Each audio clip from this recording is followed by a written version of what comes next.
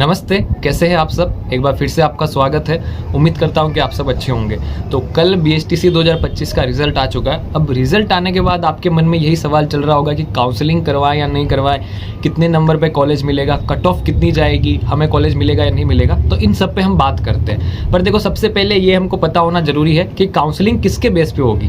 जो counselling ID है उसमें रैंक दिया हुआ है ना। सबसे पहले तो जो आपकी काउंसलिंग ID दी हुई है ना आपको रिजल्ट के ऊपर, उसमें जो नंबर है उनमें जो लास्ट की 5 संख्या है ना, पहले नंबर को छोड़ दो, बाकी की जो 5 संख्या है वही आपका रैंक है। ठीक है, तो या उसके बेस पे काउंसलिंग होगी। क्या कॉलेज अलॉटमेंट क्या होगा, जिसकी रैंक सबसे ऊपर है उसको कॉलेज दे दी जाएगी।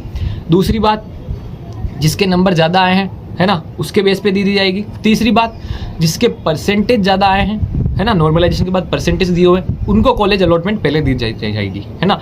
तो यहाँ पे ये है कि जो कट ऑफ है वो किसके बेस पे होगी, कॉलेज अलॉटमेंट किसके बेस पे होगा, काउंसलिंग रैंक के मार्क्स के बेस पे, या जो नॉर्मलाइजेशन के बाद परसेंटेज आए उनके बेस पे होगा। ठीक है, तो देखो सबसे पहले मैं आपको एक चीज़ बता दूं।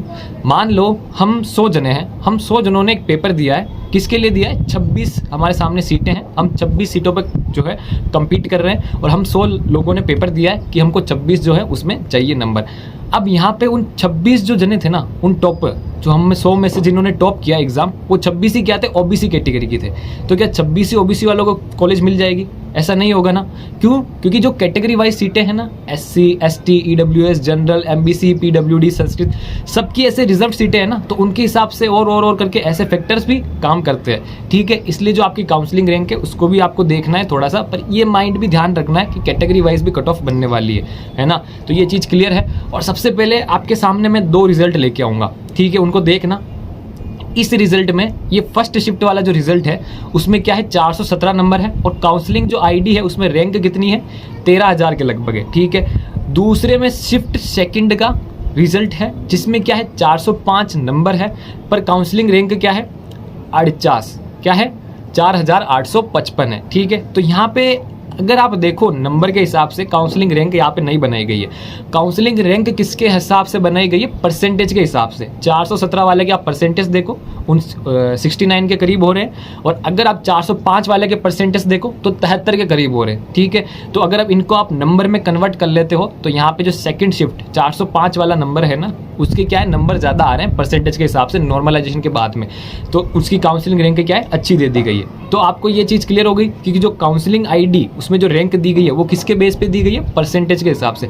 और परसेंटेज कैसे दिए हुए, नॉर्मलाइजेशन करके। ठीक है, अब यहाँ पे नॉर्मलाइजेशन कितना हुआ मैं आपको पिछली वाली वीडियो में बता ही चुका हूँ कि नॉर्मलाइजेशन लगभग 35-40 इतने नंबर तक नॉर्मलाइजेशन हुआ है, जो कि गलत है। और जो नॉर्मलाइजेशन का फॉर्मूला कोटा विभाग ने जो अपलोड किया है ना, उसमें क्या दिया हुआ, सेक्शन वाइज दिया हुआ है कि इन्होंने जो नॉर्मलाइजेशन किया है वो पूरे नंबर पे नहीं किया है, सेक्शन वाइज नॉर्मलाइजेशन किया है, उसके हिसाब से किया है। लेकिन रिजल्ट में इन्होंने सेक्शन वाइज नंबर दिए ही नहीं कि रीजनिंग में इतने नंबर आए, राजस्थान GK में इतने नंबर आए, टीचिंग एप्टीट्यूड में इतने नंबर आए, इंग्लिश हिंदी में इतने नंबर आए। उस हिसाब से तो इन्होंने नंबर बताया नहीं रिजल्ट में, तो कोई नॉर्मलाइजेशन के फॉर्मूले पे उंगली नहीं उठा पाएगा। ठीक है, ये भी दिमाग लगाया इन्होंने। पर देखो, इन सब बातों को साइड में रखते हैं। ठीक है, आपको काउंसलिंग जो करवानी है, अगर आपके अच्छे नंबर है काउंसलिंग करवाना, और काउंसलिंग आप करवाओ, कॉलेज अच्छे खासे भरना, उस पर भी मैं आपको सब बता दूंगा बाद में। ठीक है, पर सबसे पहले मैं आपसे ये रिक्वेस्ट करता हूँ, आप इस वीडियो में कमेंट करके जाना। ठीक है, कि आपकी काउंसलिंग जो रैंक है वो कितनी है। दूसरी चीज़ आप लिखोगे शिफ्ट कौन सी है। तीसरी चीज़ आप लिखोगे कैटेगरी कौन सी है, EWS OBC जो भी कैटेगरी हो। और चौथी चीज़ लिखोगे आप परसेंटेज कितने आए हैं नॉर्मलाइजेशन के बाद। और 5वीं चीज़ आप लिखोगे जो नंबर वहाँ पे रिजल्ट में दिए हुए ना, मार्क्स ऑब्टेन्ड, वो कितने आए।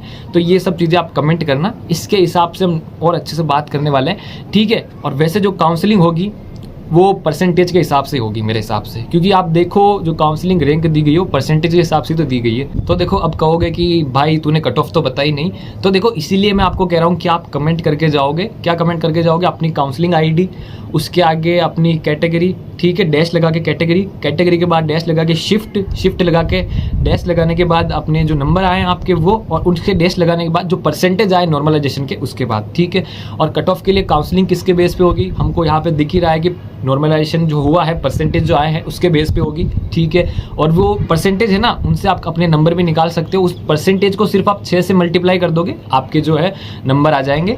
ठीक है, और उनके बेस पे हो जाएगी। तो है ना, हम विस्तार से इसमें बाद में बात करेंगे, आप प्लीज़ कमेंट करके जाना। और मैं एक बात कहना चाहता हूँ, जो संस्कृत वाले हैं ना, उनके जो 350 से ज़्यादा नंबर है उनको तो काउंसलिंग करवानी चाहिए, ठीक है। और एक चीज़ देखो, आप बाद में आगे कहोगे कि भाई तूने कहा था 350 से ऊपर है इसलिए मैंने काउंसलिंग करवा ली थी, मेरे 356 नंबर थे, तूने कहा था संस्कृत से इसलिए मैंने काउंसलिंग करवा ली, अभी मेरे को कॉलेज मिली नहीं। तो देखो यार, एक होप रहती है, अगर कॉलेज मिल जाएगी तो आपका 1 साल बच जाएगा ना, और बाकी 3000 रुपये तो आपके रिफंड आ जाएंगे वापस, ठीक है। तो इसलिए संस्कृत जो है उनको 350 से ऊपर वालों को काउंसलिंग करवानी चाहिए, ठीक है। ये मेरे हिसाब से आपको मैं कहना चाहता था, मैंने आपको कह दिया।